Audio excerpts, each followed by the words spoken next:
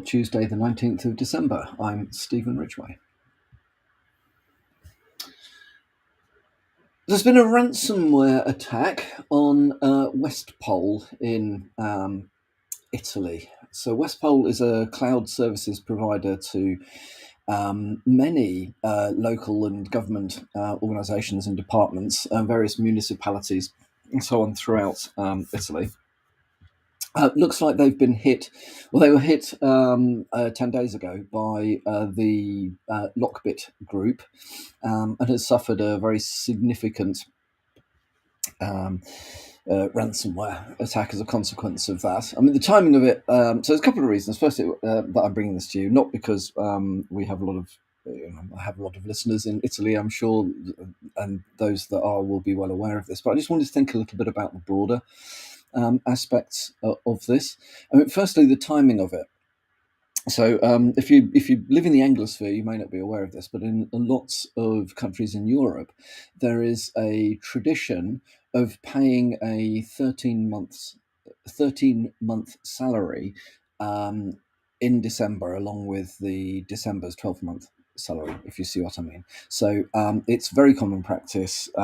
It went on in Germany when I worked there. Don't know whether it still does. I'm not claiming to know all this stuff, but it is still apparently very much expected in Italy. The timing of this looks like it had been aimed to potentially put that at risk.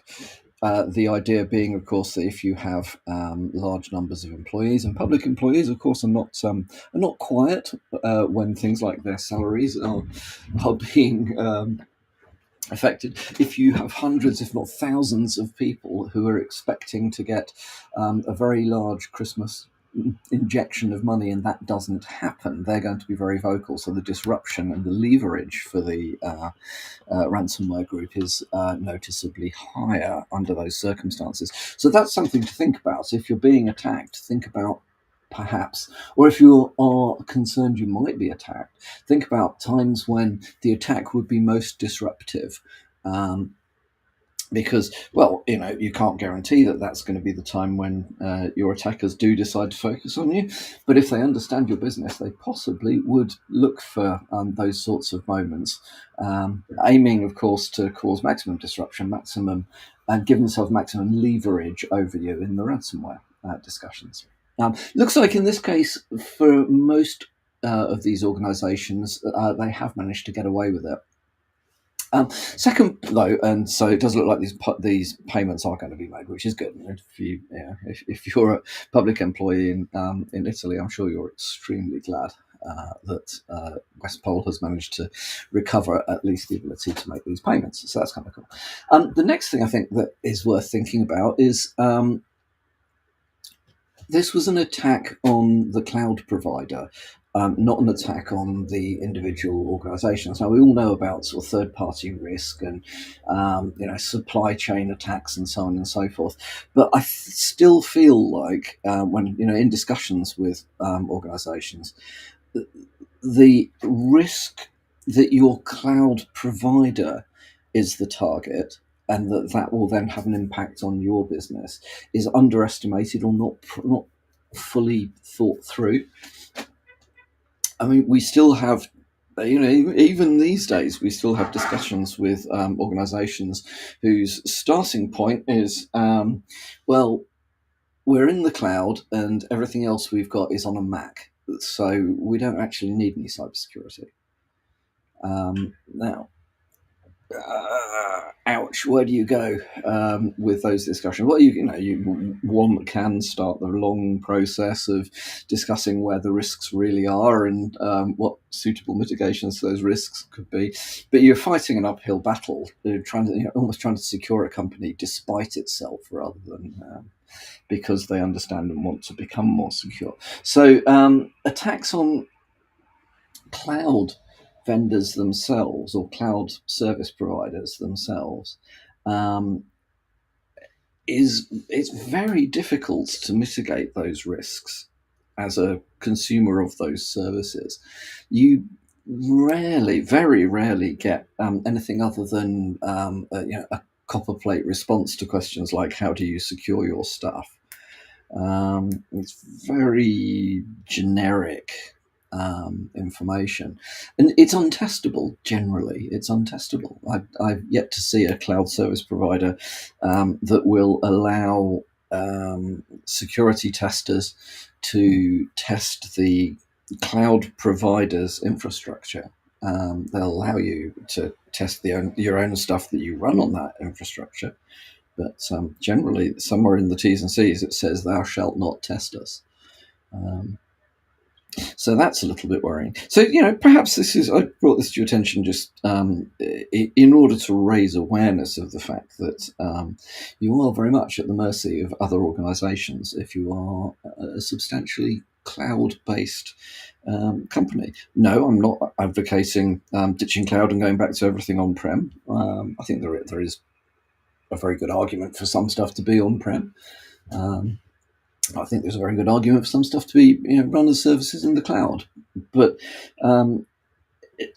there is probably more to do in understanding your risks and your security posture if you're fundamentally cloud-based rather than fundamentally on-premises. If you want to discuss that point, pick it up in the comments. And we can kick the idea around a little if you want to. Feel free. Okay, CISA is urging manufacturers to eliminate default passwords. It almost beggars belief that in 2020, nearly 2024, manufacturers of devices are still shipping things with default admin passwords. Yeah, absolutely. It's surely it isn't that hard to ship something that's hardened in such a way that you need to enter a admin password when you first boot or first configure the device. It's quite worrying that there is so much stuff out there. If you want to find out how much stuff there is out there, internet exposed endpoints, tools like Shodan will point you in the direction, and there are websites that list pretty much all the default passwords for all pieces of hardware that you're liable to ever come across. So combined with the fact that you can look for this stuff on the internet and you can go and work out what its default password is and try it, it is just, firstly, it's amazing that the manufacturers still leave their customers at risk like that. And secondly, come on, guys, if you're buying this stuff, the most fundamental, simple thing you do is change the default passwords so that you can't, people can't access your kit. So, as this is just a reminder, I think it's a timely reminder. And it fits into the this whole concept of the software bill of materials. Do you know what stuff is in your devices that you're buying, or these products that you're buying? Do you know how they're configured? Do you know whether they are going to have default passwords? If so, how do you change them? What process have you got for making sure that they're changed, and what process have you got for making sure that nothing has slipped through the net? But definitely, default passwords, the time has gone. And finally, from me today, nice and quick one. An interesting article in Dark Reading that I came across that talks about SMTP smuggling techniques, which allow phishing emails to get past email protection configurations, DMARC and the like. Excuse me. The concept is kind of similar to HTTP smuggling, which we've spoken about before. In this case, with SMTP smuggling, the flaw, the vulnerability which is being exploited, or the bug which is being exploited, is how the SMTP servers interpret the end of data code sequence in messaging, which is generally control line feed control. Carriage return line feed, carriage return line feed, which dates back to the absolute ARC, and I'm absolutely old enough to have first worked out how SMTP functions by basically telnetting to port 25 on a mail server and trying to put the commands in until I got it to send an email. So it is at its most basic, it's a very old and very simple mail transport protocol. Clues in the name. It's very reliable, and that's one of the reasons for it being reliable is that it is very, very simple. However, different implementations of the mail server may or may not correctly treat things of end of message codes properly. So based with that knowledge, mail servers from Microsoft, GMX, Cisco Secure, and Cisco Secure Cloud Email Cloud Gateway. Blimey, that's a mouthful. Cisco Secure Email Cloud Gateway have been tested and shown to be vulnerable to allowing SMTP smuggling. Now, okay, what's at the highest level? Why does this really matter? Well, one of the phishing protections is that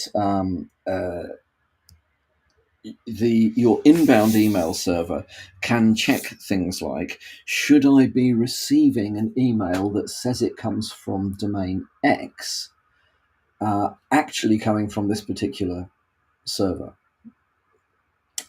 So you effectively, in a DNS record, list the servers that you want to be permitted to send email on behalf of that domain, and that gets checked. Really, pretty straightforward, pretty simple. There are actually a handful of sort of interlinking processes and protocols involved in this. So DMARC, SPF, and DKIM domain keys identified mail. And you can tell your own mail server what to do if things pass or fails. Well, clearly, if it passes the checks, deliver the mail. But if things fail, then do you quarantine the mail? Do you deliver it anyway? Do you whatever you want to do? Sadly, it is these protections hark back to an era where it was very clear which devices and which IP addresses were sending mail on behalf of a particular domain. These days, especially with cloud providers, there are now very large swathes of potential devices and potential IP addresses that could be associated with correctly and legitimately sending your email. But it's still better than nothing. However, this particular vulnerability allows phishers to send emails from illegitimate mail servers that will pass all of these particular tests and will therefore be delivered to the end user without any indication that it's potentially spam or that there's something you need to be concerned about here. I think the only fix to this is going to come from addressing the mail servers themselves. I don't think there's much that you can do from a user perspective in this space. However, if you are responsible for email for your organization or the security of email for your organization, this is an interesting article to read, and it may well be that if you check with your particular mail provider, email server vendor, they may well have means by which you can configure your instance to avoid at least some of this stuff. So well worth being aware of. Just because you've set up DMARC and so on does not mean to say that you are completely immune to these sorts of attacks. It's better than nothing, but you have to keep on top of it, like all other things. So Thank you all for listening. That's enough from me for one day. I will be back with you again tomorrow morning.